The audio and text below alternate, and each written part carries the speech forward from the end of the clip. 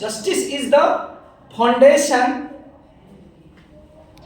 न्याय ही नींव है उनका एक बहुत ही, क्योंकि उनके लिए सारा चीज बराबर था, चाहे अपना हो या पराया, सबके लिए न्याय हो बराबर, अपना हो या पराया, सबके लिए न्याय हो बराबर।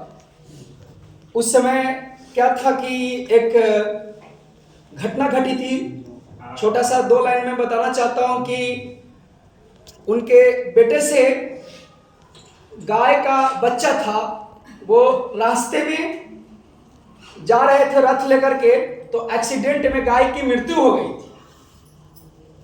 तो क्या हुआ, गाय की मृत्यु होने के बाद, जब गाय की मृत्यु हो गई और उनके पास जब फरियाद लेकर के लोग आए महारानी के पास, तो महारानी जी पूछे अपने सलाहकार से कि इनको क्या करना चाहिए, तो वो बोले कि बेटों को भी, जिस प्रकार से हम उस गाय की हत्या हुई है, उस गाय की मृत्यु हुई है, उसी रथ से उस बेटे को भी न्याय का सामना करना पड़ेगा।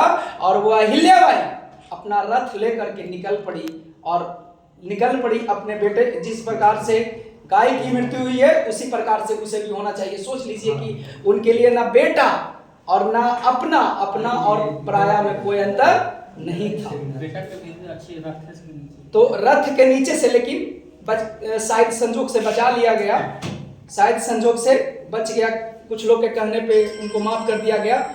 लेकिन अहिल्याबाई सबके लिए न्याय बराबर था। यानी एक लाइन में ही बोले कि justice is the foundation, justice is the foundation. उनका एक ही मिशन था। और सबसे बड़ी बात है, अहिल्याबाई का एक कोटेशन है जो हमेशा याद आता है। अहिल्याबाई का कोटेशन है, मैं बता देना चाहता हूं, सुप्रसिद्ध स्टेटमेंट है उनका, एक कोटेशन है सुप्रसिद्ध, न्याय वह नींव है, न्याय वह नींव है, न्याय वह नींव है जिस पर एक मजबूत और समृद्ध राष्ट्र का निर्माण होता है, मजबूत और समृद्ध राष्ट्र का निर्माण होता है। सोच लीजिए, अगर न्याय जस्टिस हमारे राज्य में, हमारे देश में अगर नहीं होगा, हमारे राज्य में और देश में अगर जस्टिस नहीं होगा तो कुछ भी नहीं हो सकता है। हमारा देश समृद्ध नहीं हो सकता है, हमारा देश मजबूत नहीं हो सकता है, हमारा देश विकसित नहीं हो सकता है, हमारा देश धनवान नहीं हो सकता है, हम सभी राज्यों से आगे नहीं निकल सकते हैं। इसलिए न्याय, justice justice justice justice justice is the foundation. सबसे मजबूत स्टेटमेंट में उनका एक स्टेटमेंट और बता देना चाहता हूं, सच्चा धर्म। सेकंड स्टेटमेंट उनका बहुत ही महत्वपूर्ण था कि सच्चा धर्म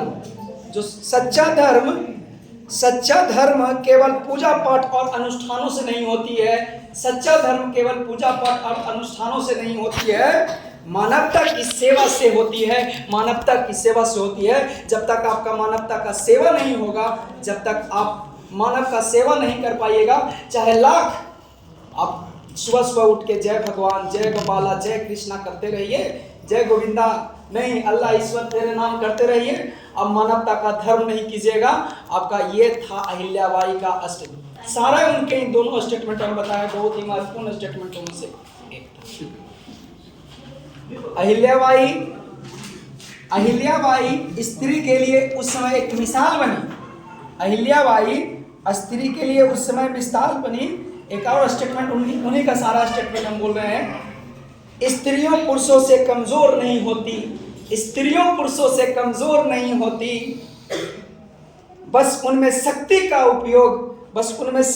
उपयोग करने का तरीका अलग होता है, बस उसमें शक्ति के उपयोग करने का अलग होता है, और अपना अपना नजरिया अलग होता है, अपना अपना नजरिया।